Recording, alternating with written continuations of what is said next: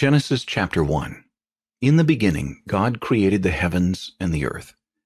The earth was without form and void, and darkness was on the face of the deep. And the Spirit of God was hovering over the face of the waters. Then God said, "Let there be light," and there was light. And God saw the light, that it was good. And God divided the light from the darkness. God called the light day, and the darkness he called night. So the evening and the morning were the first day. Then God said, "Let there be a firmament in the midst of the waters, and let it divide the waters from the waters."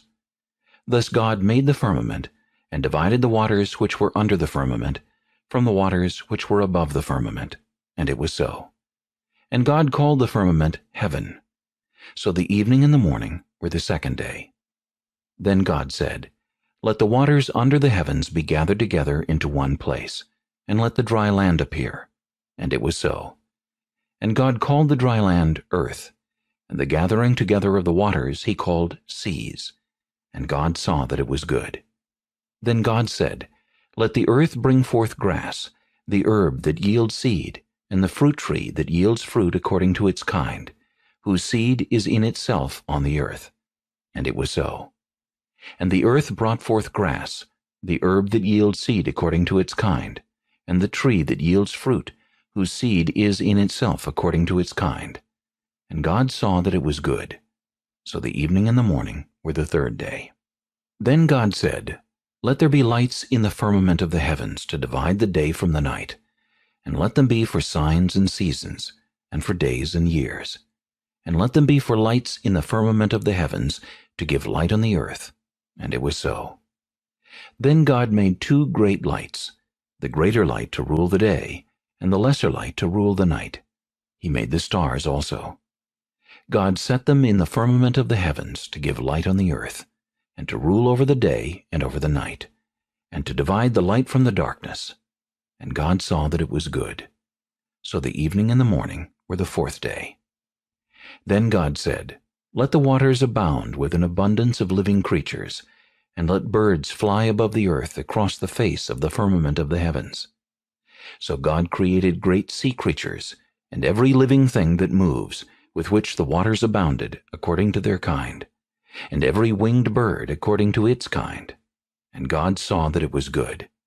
And God blessed them, saying, "Be fruitful and multiply, and fill the waters in the seas, and let birds multiply on the earth." So the evening and the morning were the fifth day. Then God said, "Let the earth bring forth a living creature according to its kind, cattle and creeping thing and beast of the earth, each according to its kind." And it was so. And God made the beast of the earth according to its kind, cattle according to its kind, and everything that creeps on the earth according to its kind. And God saw that it was good. Then God said, "Let us make man in our image, according to our likeness. Let them have dominion over the fish of the sea, over the birds of the air, and over the cattle, over all the earth, and over every creeping thing that creeps on the earth." So God created man in his own image. In the image of God he created him. Male and female he created them. Then God blessed them, and God said to them, "Be fruitful and multiply, fill the earth and subdue it. Have dominion over the fish of the sea, over the birds of the air, and over every living thing that moves on the earth."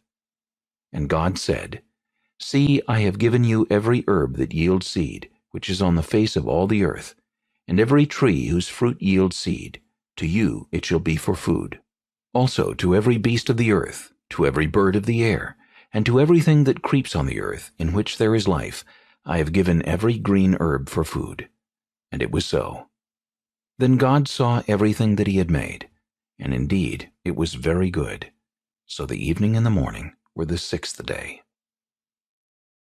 Genesis chapter 2. Thus the heavens and the earth, and all the host of them, were finished. And on the seventh day God ended his work which he had done, and he rested on the seventh day from all his work which he had done. Then God blessed the seventh day, and sanctified it, because in it he rested from all his work which God had created and made. This is the history of the heavens and the earth when they were created, in the day that the Lord God made the earth and the heavens, before any plant of the field was in the earth, and before any herb of the field had grown. For the Lord God had not caused it to rain on the earth, and there was no man to till the ground. But a mist went up from the earth, and watered the whole face of the ground. And the Lord God formed man of the dust of the ground, and breathed into his nostrils the breath of life, and man became a living being. The Lord God planted a garden eastward in Eden, and there he put the man whom he had formed. And out of the ground the Lord God made every tree grow that is pleasant to the sight and good for food. The tree of life was also in the midst of the garden, and the tree of the knowledge of good and evil. Now a river went out of Eden to water the garden, and from there it parted and became 4 river heads. The name of the first is Pishon. It is the one which skirts the whole land of Havilah, where there is gold. And the gold of that land is good. Bdellium and the onyx stone are there. The name of the second river is Gihon. It is the one which goes around the whole land of Cush. The name of the third river is Hiddekel. It is the one which goes toward the east of Assyria. The fourth river is the Euphrates. Then the Lord God took the man and put him in the garden of Eden to tend and keep it. And the Lord God commanded the man, saying, Of every tree of the garden you may freely eat, but of the tree of the knowledge of good and evil you shall not eat, for in the day that you eat of it you shall surely die.